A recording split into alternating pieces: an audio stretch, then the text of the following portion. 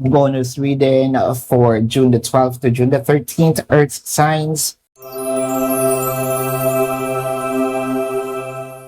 Your cards are the Ace of Wisdom, the Lovers, the Ten of Wisdom.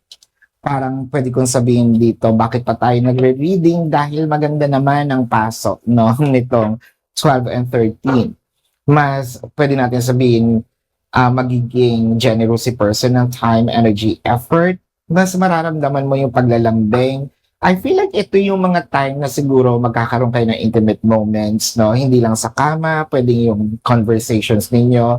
Pwedeng, love is in the air, panahon man yan dahil tag-ulan, or parehas kayong nilalamig, gusto nyo magpainit. With the Ten of Wisdom, nandito yung sharing ng passion, ng intimacy. The Lovers is clarified with the Five of Charisma and the Six of Strength. Kung meron man ditong taong lalabas, parang hindi na lang, dito na lang ako kasama mo. With the Six of Strength, bonding together.